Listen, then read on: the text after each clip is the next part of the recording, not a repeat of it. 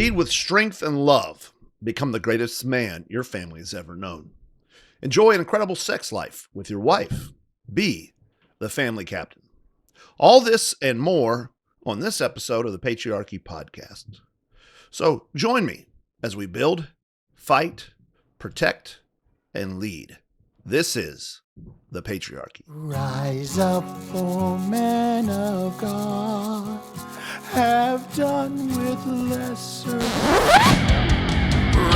up, O men of God, have done with lesser things.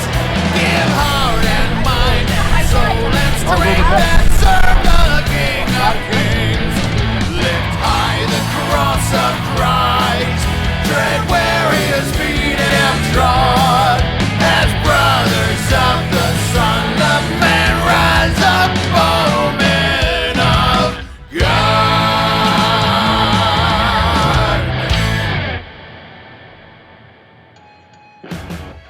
Therefore, my beloved brethren, be steadfast, immovable, always abounding in the work of the Lord, knowing that your toil is not in vain in the Lord. That was 1 Corinthians 15:58. I am Pastor Joseph Spurgeon. You're listening to the Patriarchy Podcast, a ministry of Sovereign King Church.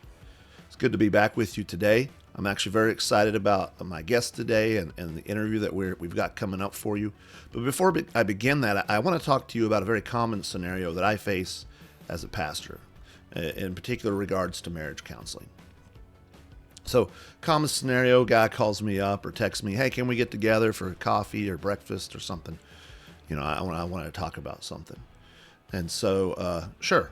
So we'll get together. And then he'll start by telling me how great the marriage is and how good they are. You know, we love each other and all these things. But then he'll say something like, you know, we bicker with each other. And you know where we're going with this now, because that's where we're going. We're going to why they're fighting. And actually, once you get into it, the bickering is actually something that occurs quite often. And it often results in both of them losing some self-control and then thus losing dignity in front of each other. And their marriage is not filled with peace and joy, but with angst. And though there are times of peace, it's more like a truce time, like a non-aggression pact that you might have in the middle of war. It's kind of like the demarcation zone between North Korea and South Korea. So there's peace, but it's not real peace. It's not the peace that God would have us to have in our marriage. And how it often occurs is the man will tell me, you know, I just came from my work and I just said this to my wife and she took it the wrong way and then she got upset and then, you know, then she wouldn't drop it or she started bringing up other stuff. And then, you know, I lost my cool a little bit and I said this. I was being truthful, but I said, you know, you're acting like your mom or you're acting like your dad. And then she got mad. And so I said, I'm headed out. I don't want to deal with this right now. And, you know, I need some time to breathe. And she wouldn't let me. She followed me around the house. Or the reverse is she just shuts up and won't actually talk with me. And it frustrates me to no end. And so she's just wants to run off and, ready to pull my hair out. What do we do, Pastor? What do we do? And before you know it, they're breaking what I call the rules of a fight. You know, in pre-marriage counseling, I talk about conflict with the people getting ready to get married. And often when people first come to our church, we talk about conflict because we have in our minds that conflict is inherently bad. That conflict is to be avoided at all costs, and therefore peace is simply the absence of conflict. But peace, real peace, is often what is achieved after conflict. It's actually the purpose of the conflict to achieve peace. Right? It is to have good conflict. Marriages should at times have some good conflict. Now, your home life should be not infused with strife and fighting all the time. That's terrible. But as you're first married and as you're growing, and from time to time, you're going to have conflict that arise, disagreements that arise. And you've got to get through that. And you're the man. speaking to men, you're the man that is to guide you through that conflict. We often call it the tunnel of chaos.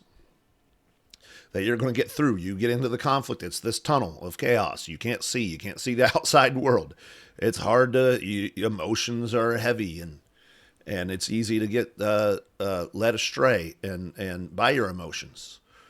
But when you have good conflict, and the conflict is actually on whatever the point of the conflict is, to get through, there's always an end through the end of a tunnel.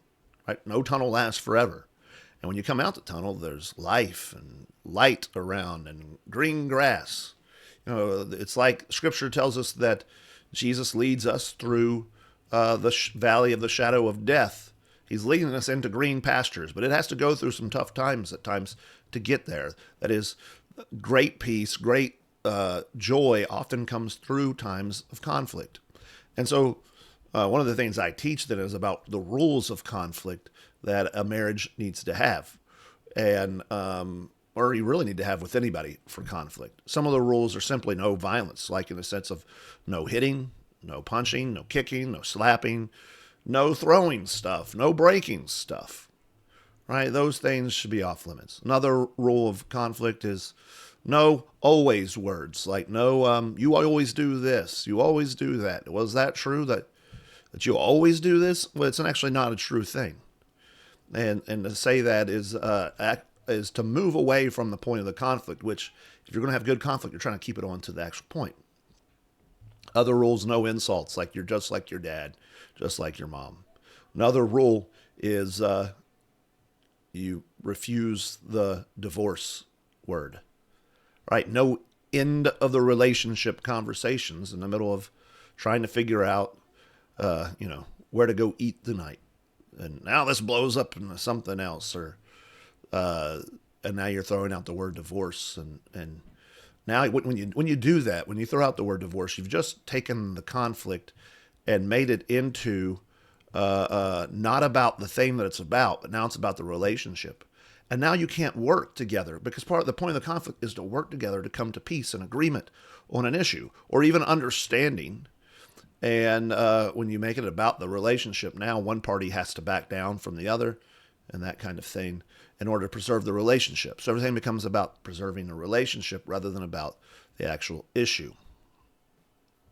There are other rules, and the point of this part of my podcast is not really to go through the rules of conflict, but simply to say that there has to be a leader through the conflict, and God made the man to be the leader, right? You're the captain of your home. You're the father and husband of the home. God gave you that responsibility. He made Abraham to be the leader of his home so that he would command his household after him to follow God. And you have to be able to get into the conflict with your wife while being up and above the conflict. That is, you got to be in the tunnel of chaos and above the tunnel of chaos, holding together the rules and guiding and leading where you're going. In other words, you need to be steadfast. Steadfast. It means, here's a definition, marked by firm determination or resolution, not shakeable.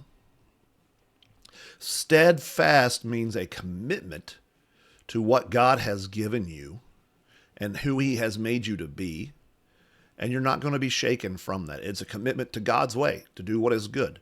And so steadfastness is not brittle, right? It's not putting up this hard shell as if you can never be convinced by anyone's arguments or those things. But it's unmovable from what God's called you to be. And therefore, it's not shaken by the emotions of another person. And this is what happens in all these conflicts that these men come to me, is they immediately get shaken by their wife's emotions, and now they're being led away and led astray and led around by how their wife feels. God made women to be emotional creatures. It's true. And it's a good thing, right? It's part of how they nurture and care for children and care for you. But they could also be deceived by them, just as the serpent was. And the problem with Adam is he was led astray by his wife being deceived, and then his wife's emotions were the one guiding the whole ship. And this is what happens. Men will come home Maybe they will have a real point of where they try to take leadership and ownership in something. And maybe they don't quite have the compassion and level on that they should. And so they always got to be working and correcting on that. But then their wife responds in a way that maybe is not godly. Maybe for whatever reason, it hits her the wrong way at that time. She's typically a godly woman. And now your whole life is shaken and controlled by trying to get your wife to not react emotionally. And now her reacting emotionally controls you. Being steadfast is not being brittle. It doesn't mean you're being harsh, that you don't consider the weakness of your wife's frame and her weaknesses and try to help her. Because God made you a leader, like he made Abraham to command his household after him to do what? To keep the commands of God. It's for the glory of God. God made you to be a leader for the glory of God. That means you need to be steadfast for God's glory. And you can't be controlled by your wife's emotions. You got to be confident in the calling that God gave you to lead. Which means if you come home and you just lash out at your wife, well, that's not steadfastness in leading. And maybe you just need to repent when she responds in an ungodly way. But even in that case, you're not being moved and guided by your wife's emotions. You're being moved and guided by the truth. Now, some of you will say, but you don't know my wife. She's an emotional wreck. She's constantly being led by her emotions. Okay, well, if you wouldn't trust her to drive the car of her own emotions, why do you give her the keys to your car and let her drive your emotions into a wreck? Why do you let her guide you with her emotions? Now, I'm not saying that you have this cold, unemotional, unapproachable life. That's the way you're to be with your wife. Now, you're to be tender towards your wife, caring. You do care about how your wife feels. And on the other hand, you don't care about how your wife feels. There's two things. What you care most about is what God thinks and God's glory. Let me give you an example of this from Scripture. This is from 2 Samuel from David. David gives a good picture of this steadfastness and a commitment to God's glory, even in the face of his wife's fears and emotions and thoughts. So 2 Samuel chapter 6 is when David leads the ark of God into back home. And we'll start at verse 12. Now it was told King David, saying, the Lord has blessed the house of Obed-Edom and all that belongs to him on the account of the ark of God. David went and brought up the ark of God from the house of Obed-Edom into the city of David with gladness. And so it was that when the bearers of the ark of the Lord had gone 6 paces, he sacrificed an ox and a fatling. And David was dancing before the Lord with all his might, and David was wearing a linen ephod. So David and all the house of Israel was bringing up the ark of the Lord with shouting and the sound of the trumpet. So here's David. He's excited about what he's doing. He's obeying God. He's honoring God. He's worshiping God. And he's dancing. This is joyful dancing before the Lord. And one of the things he does, he's wearing a linen ephod, which means he's not naked. We're going to see this in a little bit. Some people will think his wife's complaining that he's naked in front of all the women, showing off his junk to the women around him. Rather, what he's done is he's laid aside his kingly garb and he's become one of the people. He's joined the procession as just a normal man needing to glorify God. In other words, he's humble. He's not considering his place of honor before God because his place is beneath God. And so he's showing that. And he's joining in the crowds, the multitude of people there, just one of the people before God. Right? His station in life is important. It's not then that he's setting aside his responsibilities and that thing, but he is being humble. And that's what his wife can't stand. So it says, then it happened as the ark of the Lord came into the city of David, that Michal, the daughter of Saul, looked out of the window and saw King David leaping and dancing before the Lord. And she despised him in her heart. She grew up to being the king's daughter. And we know anything about King Saul is he loved being king. He wanted to be king. He loved all the things that come with being king. And you know anything of somebody raised in a rich home, with a wealthy home, with lots of power, is what? They like that. And they want to keep it. They like seeing themselves elevated and over and above everyone else. And here she sees David what's my husband doing out there? Gross. He's out there with those normal people. He's out there with the less than royal people. He's out there with the common people. And she's despise him. Skip down a little bit when David comes in. Says, when David returned to bless his household, actually David's coming in. This is kind of like the guy that comes home from work, coming home to bless his household. He wants to lead. All right, and he's got good things in his mind. Michal, the daughter of Saul, came out to meet David and said, how the king of Israel distinguished himself today. He uncovered himself today in the eyes of his servants' maids as one of the foolish ones shamelessly uncovers himself. You got out there and all the little servant maids saw you make a fool of yourself, David. Now, how am I supposed to go out there amongst those people and be all dignified? And now they're going to think less of me. Have you thought about me, David? Have you thought about how I would feel about that, what you did? And you can just see her emotions raging at David. And here's the thing. Here's where you would come home. Maybe this is what you've done, something to glorify God. And maybe you had to stay out from work a little bit later. And your wife is like, what did you think about me and what I'm doing and all that stuff? And you're trying to glorify God. Or maybe you're trying to lead. And your wife responds emotionally. What do? Well, you're going to join in the fray, right? Now it's just destroyed what you're doing. You're going to join in, or you're going to cave and, oh, honey, I'm so sorry. I should have thought about you. And, just forgive me. I'm so sorry. David had nothing to apologize about here. Rather, we're going to see David as steadfast. Right? It's not that he doesn't love his wife, but he loves God more. And he loves doing what's right is more. And so he's not giving in to her thing. This is what he says. David said to Michal, it was before the Lord who chose me above your father and above all his house to appoint me ruler over the people of the Lord, over Israel. Therefore I will celebrate before the Lord. What I was doing was for God. Don't you forget that, woman. Don't you forget, God chose me to be the leader. He chose me over your own father, his household. And because of that, I'm going to honor him. I don't care what anybody thinks. I'm going to honor God. Your emotions is not going to guide what happens here. And then he says, I will be more lightly esteemed than this. You haven't even seen the half of this. All right, I don't care if people lightly esteem me. I will follow God. I'm not going to be led by your emotions and your desire to be thought well of.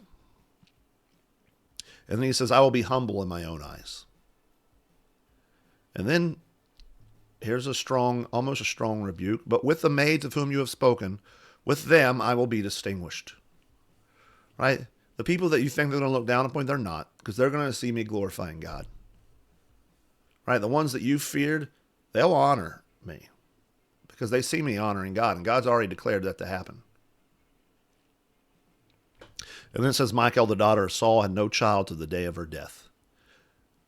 Now, it wasn't that David cursed her to that, but I think God was humiliating her because she was being led astray by her pride and all those things. And she would come and attack her own husband when he's trying to glorify God. But the thing you see here with David is he's not shaken by his wife. He's steadfast. Now, this doesn't mean this should always be your response. David's rebuke here can be a little hard, and it is hard because he's glorifying God first. When I'm talking about steadfastness and coming home and your wife is emotions, that you just blast her because then you're still being led by her emotions to blast her. That's not even what David did. David is upholding the glory of God, and he's speaking the truth. You can do that. You can speak truth while still being compassionate, still having responsibility, and loving your wife. But you can just refuse to be led by her emotions.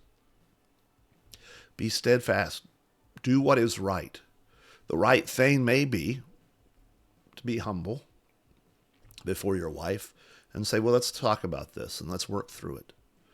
But you got to do the right thing. The point is, you don't need to be led by your wife. Now, having said all this, I think this is helpful for you. And if you found that helpful, this particular passage and thinking through it in that way, I actually got that understanding from the guy I'm about to interview. About to interview a pastor who's very helpful in working through how the man can lead his wife and his children and be the family captain. So I'm going to go ahead and go to that interview. Stick around. I think you're really going to like it. We'll come to that interview right after this quick break for a plug for Sovereign King Church. But before that, let me give you one word. The audio quality of the interview. On the guest's audio quality, his is great. My audio quality is because I'm an idiot and I did not turn on the thing that actually turns on this microphone. So my audio is being recorded by the camera up here. It's still good. It's still decent. It's just not as good as this. And so you may not have even noticed if I hadn't told you. But if you do notice, that's what's going on. I'm fixing that in upcoming interviews. So anyways, on with the show.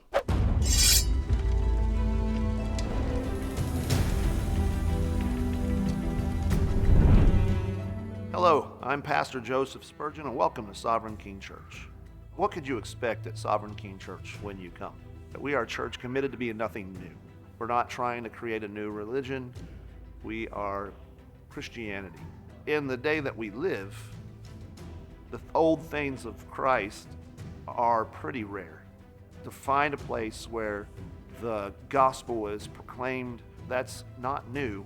It's what the church has always done, but for many people, it's like, this is new, but it's refreshing. I hope it'll be refreshing for you. Wherever you're at in your walk, your spiritual journey, there's a place for you here at Sovereign King Church. And it's not just a hospital for the sick. It's a place where we strategizing and we prepare to go into the battle together. We want to invite you to come join us and be a part of this work. We still are very much about proclaiming the gospel in and outside of the church. There's a place for you to serve in Sovereign King Church.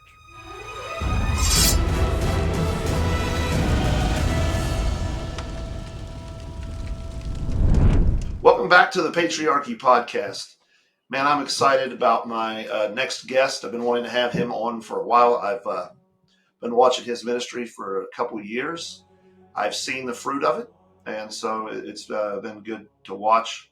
He's a pastor. He's a pastor of First Baptist Church of Jesus Loves Women So Much. Please welcome Pastor Melvin to the show. Exactly. Yeah. Our doctrinal statement is, if mama ain't happy, nobody's happy. And happy wife, happy life. And you're the head, but she's the neck. And don't get put in the doghouse. That's our statement of faith. All right. I love it. Yes. Okay. For my listeners who are not familiar, I'm not with Pastor Melvin. Pastor Melvin is a fictional character here of a real pastor. With John Michael Clark. He's the pastor of Salt Church. He planted that a few years back. He's married to Natalie, and they have 3 sons, Elijah, Brock, and Hudson. They live in Chesapeake Bay in Virginia. And he has a ministry called The Family Captain, and helping men lead their homes and better their sex lives with their wives and that kind of thing. So welcome, Pastor John, to the show. Thank you, brother. Guys, it's good to be with you all. Yeah, like Joseph said, the Melvin is the fictional character. He is the caricature. He's the representation of the bad advice I feel like I got for years, and many of us could relate to the evangelical culture in that climate. So, yeah, I appreciate the reference bringing Melvin in here.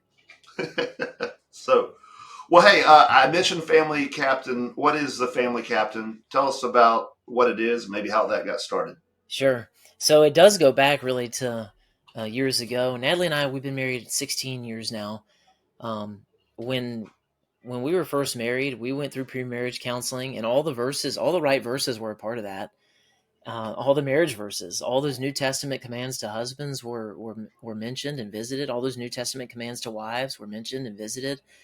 But we didn't have a clue what they meant and how they were to function, or what that was supposed to look like. Like on a Tuesday. It's just like in your heart. You're just supposed to believe these things, but they're not going to have any practical outcome in your marriage or in your life. So, we moved on, and I loved my wife. She loved me. We loved King Jesus. Children start showing up, and that was wonderful. And yet I just had this sense, it's the only way I can explain it. And I was like, man, there's got to be more. Like, I was happily married. I always tell guys. And as far as I know, we had the best marriage I even knew of. So there wasn't a crisis. Nobody was even talking divorce. We weren't looking at lawyers or something. But I knew for me, it revolved around these two things of, I know we're not quite getting something here with this whole headship and submission thing. I don't know what it is, and I'm scared of it because I know I'm just going to turn into Saddam Hussein. So I've been told anyway by Pastor Melvin. Like, if I start down that road, that's the only possibility. And then the other thing that I didn't see was the frequency and the freedom in my sex life, in the marriage bed. I'm going, like, again, things are good, things are fine, but we're still not walking in the fullness of what I sensed that the Lord had. So my story was a bit of a journey. It was a million books. It was a million podcasts. It was a million articles. It was all over the place trying to get clarity, because when I had gone to Pastor Melvin, again, not a real guy, but just the tone, the message I got from Christian culture in America anyway was like, brother, just love your wife. And I'm like, well, I do. So now what? What does it mean, Pastor Melvin, when the scripture says that I'm the head of my wife? And we're like, well, be careful, brother. It doesn't mean she's some kind of doormat. I'm like, well, of course not. Yeah, I love this girl. I like this girl. I respect this woman. I care about her more than I care about anyone on the planet. So I cherish her and adore her. And yet, what does it look like for me to be her head? Like, show me, teach me. Well, it doesn't mean that you're some kind of tyrant. I'm like, right, got it. Yep, sure. And it doesn't mean that she's second class citizen. I'm like, again, got it. As evidenced by the fact that I'm to lay down my life for her. I'm to live with her in an understanding way. If I don't, God threatens he's not going to answer my prayer. I get that, the tender, the care. I see all the commands to husbands. So what about these commands to wives, and what does this really look like? Well, brother, it means you're a servant leader. I'm like, all right, I'm taking notes. I'm ready. Servant leader. Got it. What else, Pastor Melvin? Well, it just means you just lay down your life. And I'm like, got it. All right, keep going. I'm looking for something to flesh out here this evening, brother. Oh, just give it 110%. And I started to come to the point. I'm like, all right, either Pastor Melvin is a coward or he's just ignorant. And I've been guilty of both. So I'm not throwing stones at him, but I'm just saying, dude, we got to do better. So that was what led to that. I'm going to start reading. I'm going to start learning. And a lot of my learning came from even secular places, which was super surprising to me. Because in my mind, like, only Christians have truth. Everybody else is just off by a million miles. But as I sifted through all those septic tanks, red pill culture, what have you, Yep. as I sifted through some of that, I would go to the bottom of a septic tank and I would go, this is garbage. And I would go, oh, I found a diamond. That's true. That's God's truth. Any truth is God's truth. So I started to put together my little pile of diamonds. I'm going, and of course, as I'm coming back to the word now, the Holy Spirit's bringing light and bringing revelation. I'm going, it was there the whole time. How did I miss it in the garden? How did I miss from Genesis to Revelation, God's picture of the marriage and family and the masculine and the feminine? So then the Lord really started to renew my mind with the word, not just with his natural truth revealed to me, really is what it was. But now to have a more of a systematic theology around it and to have clarity. So it's not just muddy.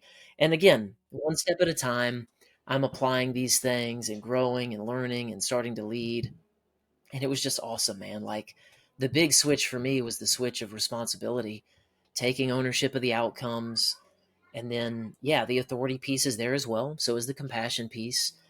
And I start walking more in the masculine, really. Even though I thought before I would have been a masculine dude, I would have been super offended if you had said I hadn't been.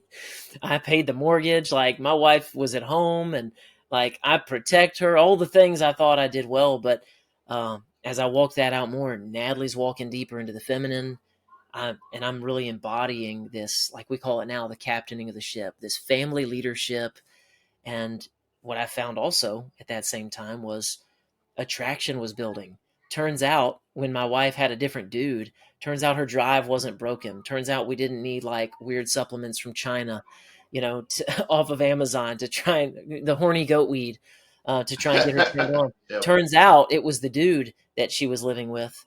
And when that dude became a man, when that dude really became husband 2.0, as we talk about him, or the family captain, all of a sudden Natalie's got the hot and bothers's again. And I know how to create desire, and we're building arousal, and it's just beautiful. It becomes this virtuous cycle. And so we got to what I call now ecstatically married. And then as we're kind of wrapping up that journey, we're just going to keep riding off into the sunset. And I guess this is maybe 8-9 years ago now. Oh, wow. That's when my eyes were starting to open. I'm going, wait a second.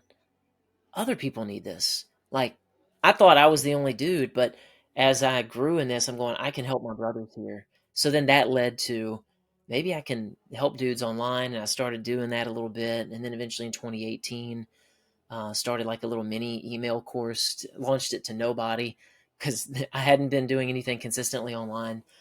And then the family captain, as we know it, is about 3.5 years ago when I started the model that we have now, where we've got the full coaching program and all kinds of resources that we make available for guys.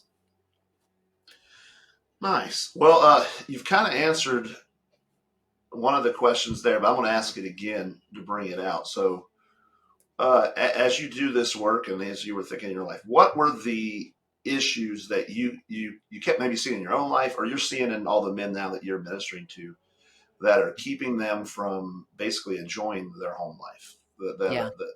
What are the issues? Man, I think the root of the whole thing is we haven't even in the church been able to identify what is masculine and what is feminine. So we have drifted towards this androgyny. Everything's same, everything's equal. We're so worried, about hierarchy. And in doing that, women have become more burdened. We've asked women to act more like husbands. We've asked husbands to act more like wives. And polarity has been lost in marriages. So men miss out on that high calling. And men view household, men view marriage, men view Christian men who love Jesus and love their family. They still view it as like, I got to clock in at work. I got to clock in at church. I got to clock in at home. And my conviction is that, no, brother, the household is this central hub. Now, Jesus, of course, is the foundation, and he's ultimately the head of everything. And yet the household, bro, this is the kingdom that the Lord gave to you, where you get to thrive and you get to care for all these people to see that they thrive. So it was this switch where I got actually excited about it. Instead of like, I need to be a better dad. I need to do this. I need to do that. All these things that I've got to do, there became this delight. That became fuel instead of burden. And I just see so many dudes miss that. They're like, when I get home, I got to keep on grinding. I'm like, yeah, when you get home, keep getting after it, brother, but do it as the captain. Don't do it as the family butler. Do it as the family captain who is joyfully, truly, actually serving, but he's not just serving in the way that Pastor Melvin would have taught him. You're using your leadership to serve. That's the way that I serve my family best. I don't want the president of the United States coming to my house and scrubbing my toilets for a number of reasons. I don't want that guy anywhere near my family, but near my children. But I don't want the president to do that. The best way the president could serve the Clark family would be to rule well. I want him to lead well. That's what I need from you. George Washington, there's the epic story. He jumps into the trench one day. He's digging a trench with the men, and we're like, that's great leadership. Yeah, it is. And yet, if George hadn't spent most of his time strategizing, we wouldn't be here today. If he was always, look at me, look what a servant leader. I hope everyone notices this. I know the dude was just doing what needed to be done because he was the captain who was recognizing it. So most guys, Joseph, they don't recognize the bigness and the joy. God gave you this garden, brother. He let you name the animals, or your children in this example. You get to name the animals. You get to plant strawberries where you want to plant strawberries, man. But unlike work, where sometimes I might double down, triple down, quadruple down, and see no impact personally because of it, here in this place, this marriage, these children, this family culture, the harder I work, I get to reap the fruit. So if I work the soil and clean it up, my strawberries are going to be sweeter. Everything that I do is actually going to be improved, and my wife gets to thrive. My children get to thrive. My household, my family culture changes because of it. So that's the biggest thing. There's a million little places that shows up, Joseph, where we screw this up, we screw that up. But the heart of it is, bro, this is your high calling, man. If you're bored in life, if you're depressed, if you're directionless, so many of those are symptoms of the dude who doesn't know about this mighty mission of shepherding his household well. Yeah, instead of he has to, he gets to. It's a blessing that God gives us, and it is for His glory. But we it's our joy throughout it. I think so many men are just trying to figure out how to manage life, escape through life, rather than actually live life. Absolutely, man. I'm defensive. I'm just reactive to the week. Like, what's this week got in store? Or, other people are running the Clark household. Pastor Jeff. I love Pastor Jeff, but Pastor Jeff's got these 3 events this week. All right, we got to be there. Pastor Joseph's demanding us to do this, and I got to be at this thing. T-ball is tomorrow night, and all these things. And I guess we're just going to love each other and go to heaven when we die, instead of, hang on a second, who are the Clarks? What are we about? Where are we going? Let's make sure that we're being deliberate and that we're really living out the high calling instead of just reacting to opportunities or problems or even good things that might be going on in the world. So what then, now that you've said that, still there's going to be pushback, right? People can't believe it's that simple, right? That what's the pushback?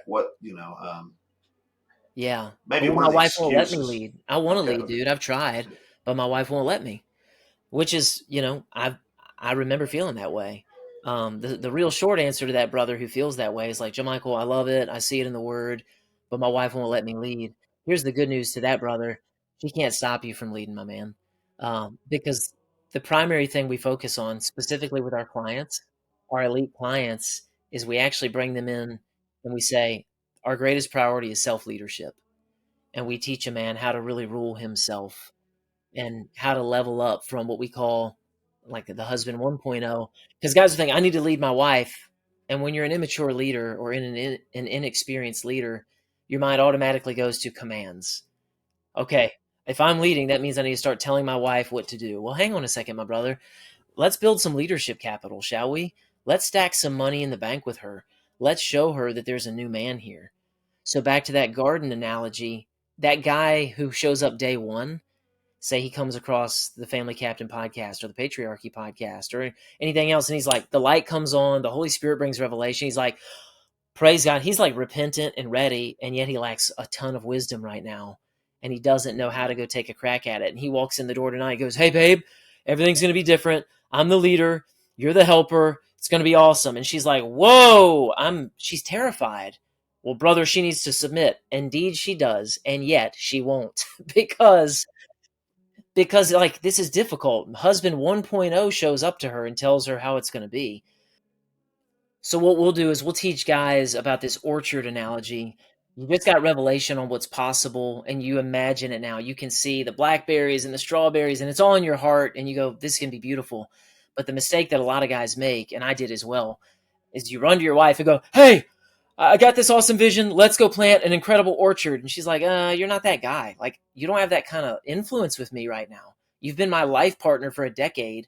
And now you're going to be like Mr. Leader Man. And by the way, babe, help me do it. What we do instead in the Family Captain is we show guys, bro, go plant some strawberries.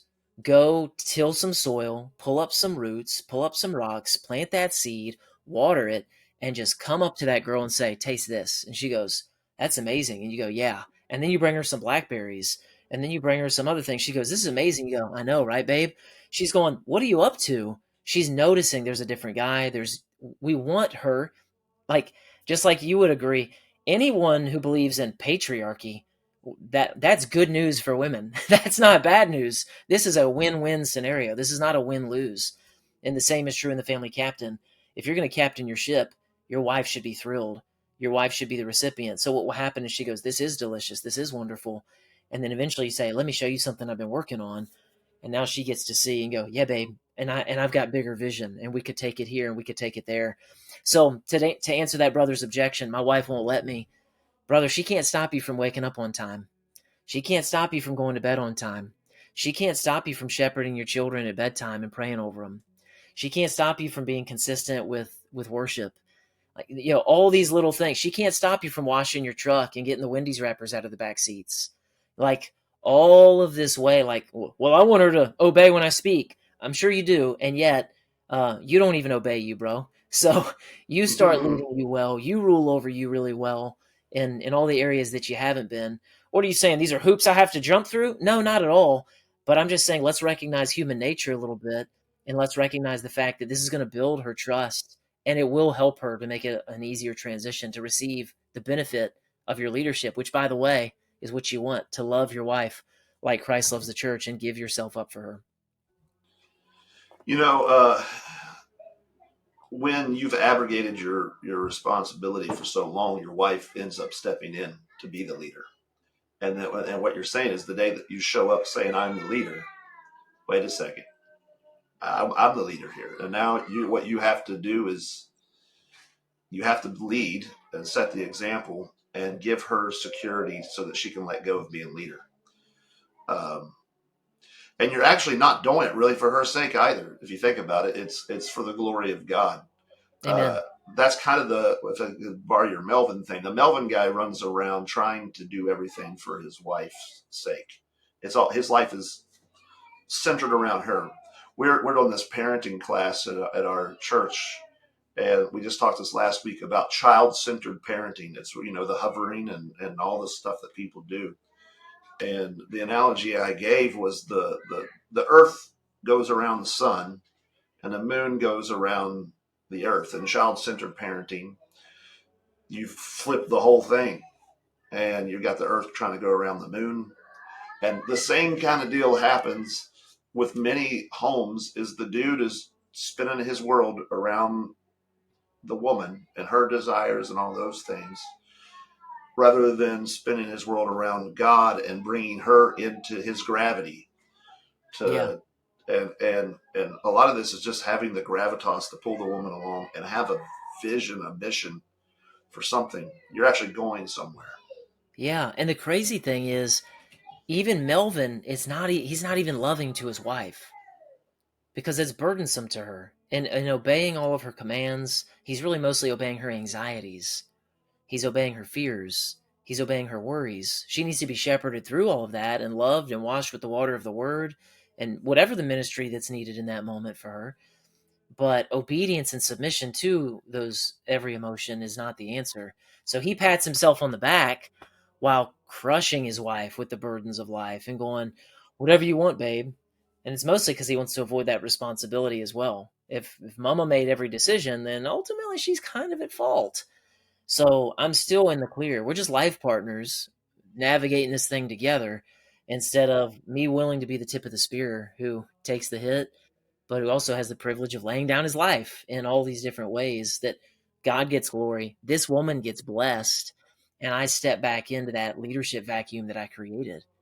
And I most definitely did in my marriage. It was, I got a life partner now. Everything's 50-50. We have equal in value and worth before God. Everybody knows that. But our responsibility isn't equal, and our authority isn't equal. And again, that's all good news. No one has heard a bit of bad news here yet in this podcast today. Well, we've already been kind of answering the question. I'm sure this all feeds into it. But why are then men's sex lives with their wives? Why is that on the ropes? And how's this all relate to that? Man, yeah. My answer there, again, to take it back to Pastor Melvin, is I just didn't do the 5 love languages well enough. Like, if I'd, if you read the 5 love languages for the 5th time and, you march around your bedroom, then, on the 5th time, her underwear will just fall down. And then the 5 love language miracle has finally happened. So I don't hate the 5 love languages. I'm just goofing off. I think the 5 love languages are useful for making someone feel what I call the warm and fuzzies. Like I feel secure. I appreciate that touch. That warmth means something to me, but it didn't create arousal because that wasn't sexual touch anyway. Or Natalie, who would, she scores high on that one for like words of affirmation. So me praising my wife and blessing her, that does a lot for her to make her feel like my husband really loves me. But that's not the same thing as arousal. And this is another subject where Christians historically, or lately anyway, we haven't done well. We're not comfortable acknowledging that arousal and sexual attraction are a real thing. So I jokingly say there's a difference between the love languages and the lust languages. The lust language is, of course, not referencing anything sinful, but referencing the natural attraction that should be there between a man and woman. But Well, how much did doing the dishes play into that part of them, the lust languages? Yeah, so exactly. That was where we were trained to do chore play. If you do the chores, and that's typical nice guy behavior.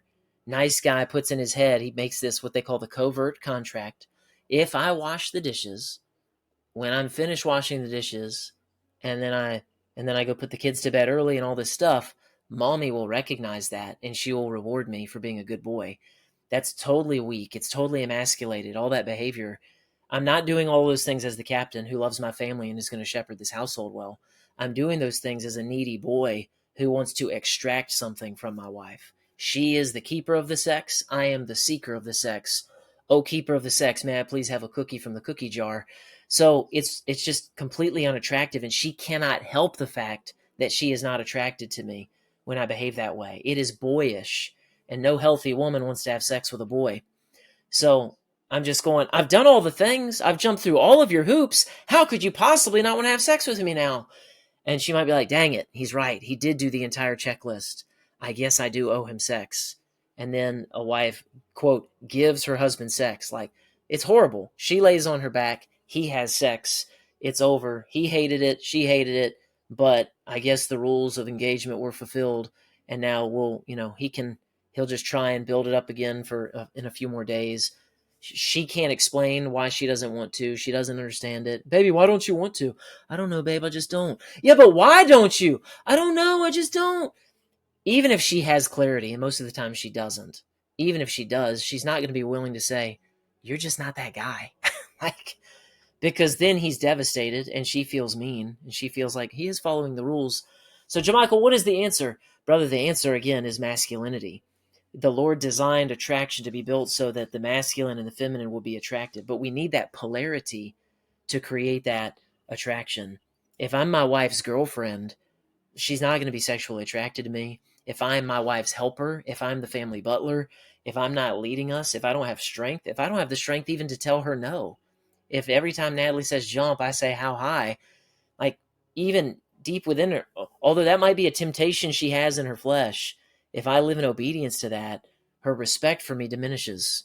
And then again, arousal goes with that. So the thing we talk about in the family captain is we say, brother, you've got to transform into the man your wife wants to have sex with instead of the man she has to have sex with. And to be the man she wants to have sex with, it's not one thing, it's everything. It's not blowing her ear at a 45-degree angle. It's not Friday night date nights. That's the master key. Like, you could avoid some really key points like date night and things that people hold up on a pedestal. I'm not knocking date night, but you could even avoid some of those things if you're masculine in general and you know how to initiate. You're not asking your wife for sex, but instead you're creating arousal. Then all of a sudden these things start to show up. But it's not what you've been told. It's not pleasing her and checking her boxes. It's casting your vote. Hey, beautiful, I love you. I like you. I want you. I got plans for my girl tonight. Well, I don't know if I'm going to do blah, blah, blah. Hey, you speak for you. I speak for me. I'm just telling you my plans. Like, it's that alpha swagger. It's the James Bond kind of approach. Like, I'm casting my vote. I'm not controlling anybody here, and people cast their own vote. But I will no longer be a mouse of a man And I will no longer ask, "Hi, how was your day? I was wondering if maybe I could, you know, you know how the Bible says you have to give me your vagina. And I was wondering if maybe, I could have it later for my purposes." Like, we leave that entirely, and we're creating an atmosphere of fun again, of romance. There's a man in this house, and there's a man in this marriage, and that is what builds arousal. That's good stuff, man. Well, that's what are some of the key principles then? Again, I feel like you're answering my questions before I get to them, but that gives you a chance to get in further. Yeah. What are the key principles that men need to get down in themselves in order to become the family captain? What would you say these are the key principles? Well, we can't take this for granted. Every man has got to be secure in Christ, to understand his unity with Christ. It's from that place of sonship. It's from that place of having our vertical relationship so secure that the horizontal things become that much simpler. Because otherwise I'm living with fear of man, fear of woe-man. But whenever I know how loved I am, whenever I know how secure I am because of what Christ has accomplished, and then I understand more of who Christ is, and he becomes my bullseye for my masculinity. And again, which is not all alpha all the time or beta all the time. It's the right thing at the right time. That's who Jesus is. The right thing at the right time.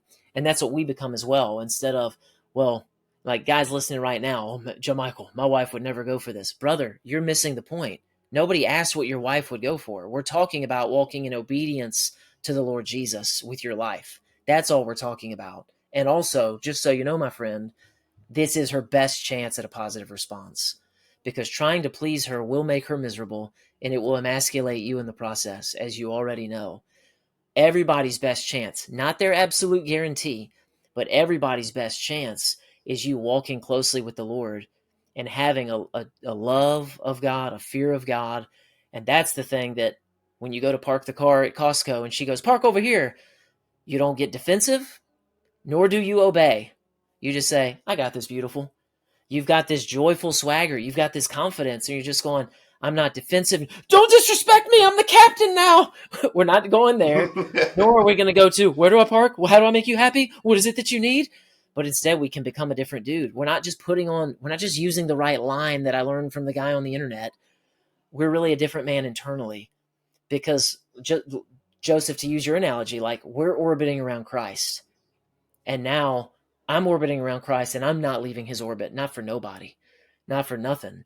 So you can orbit around me because it's warm and it's loving, and I'm going to provide and bless. And that's what has to come first. So we can't overstate that one, and we can't neglect it, to walk with the Lord and really love him. And then after that, the big principle is the one of actually self-leadership and being a man on a mission, getting out of that clocking in here, clocking in there.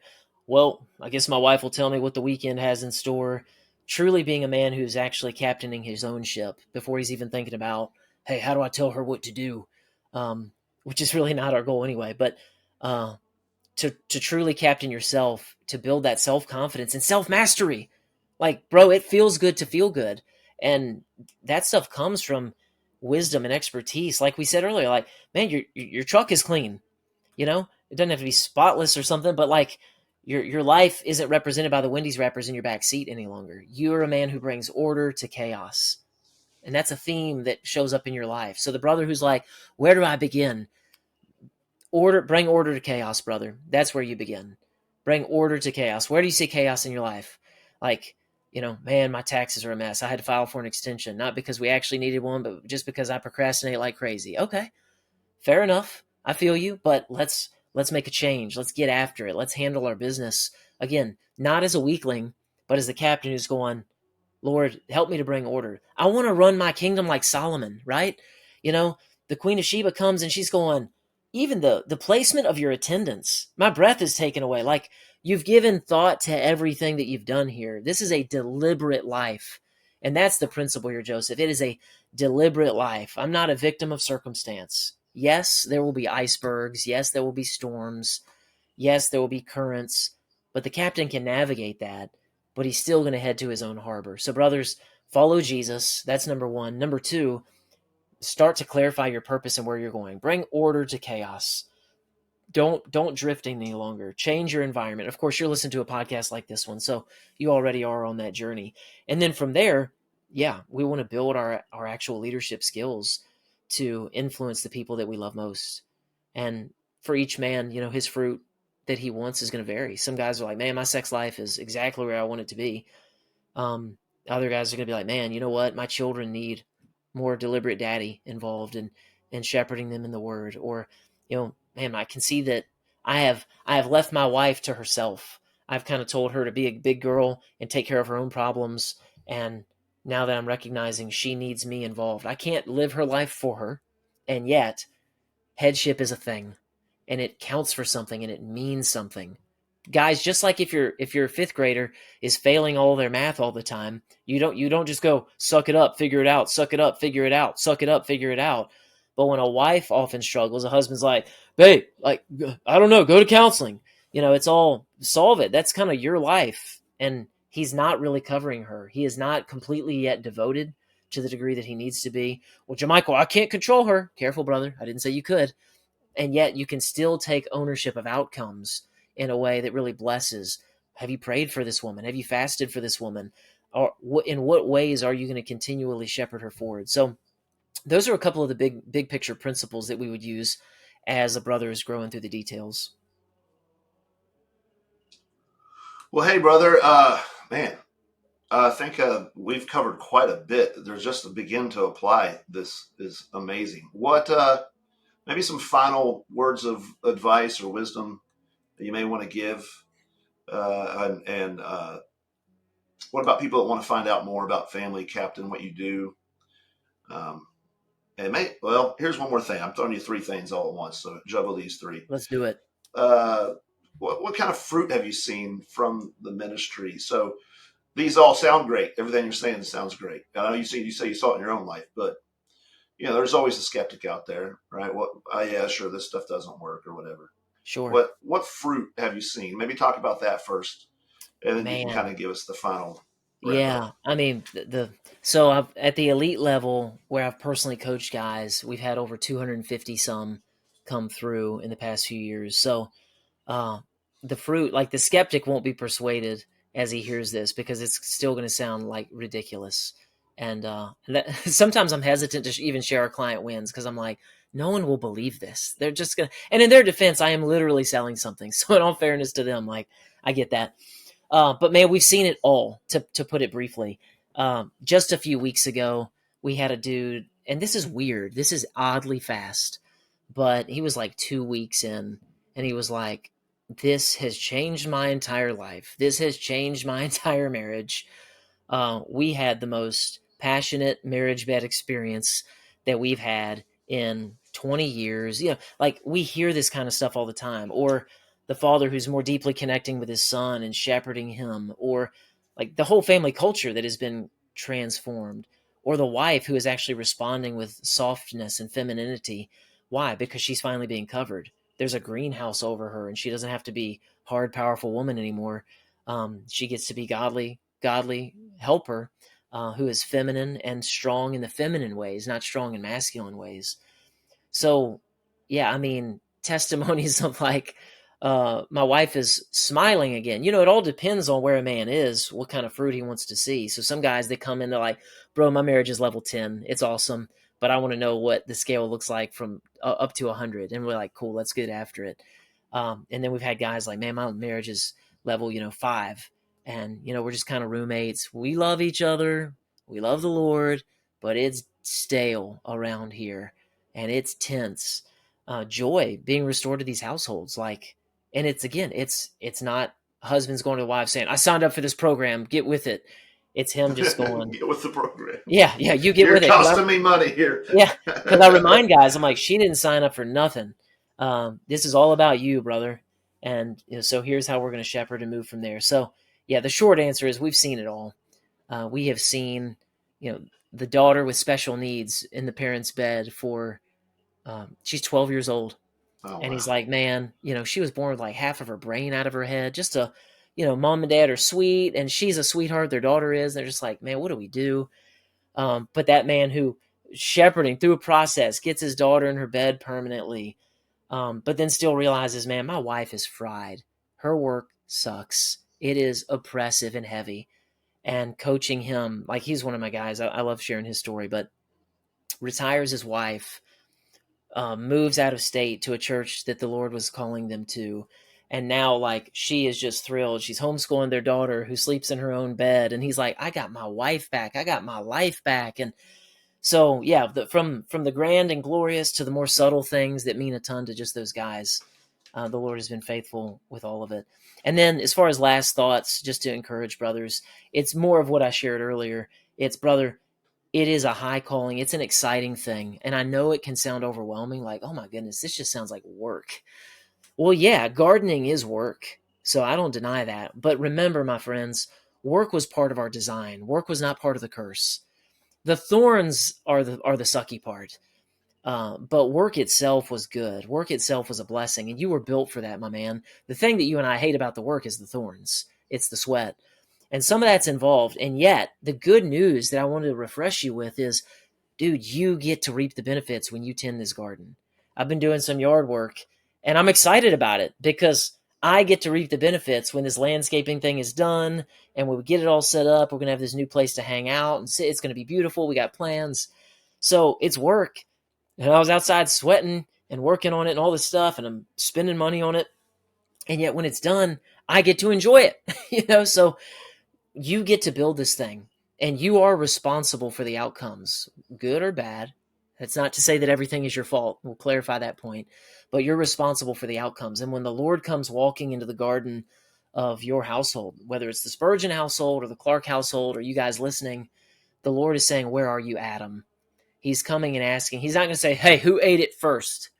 That's not what he says when he walks in the garden. He's going, Adam, husband, the man I left here with authority, where are you? So we use all three legs of leadership as we lead. Compassion, you love your family a lot and they know it.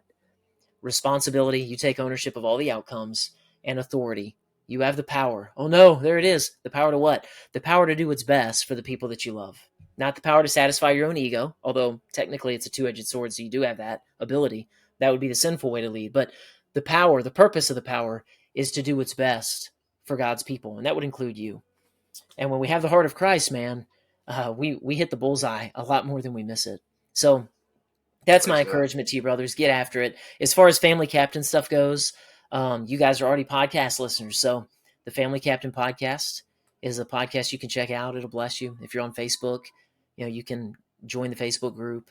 And, of course, you can go to thefamilycaptain.com, see more information if you're interested. We got tons of free resources, between the podcast and the Facebook group.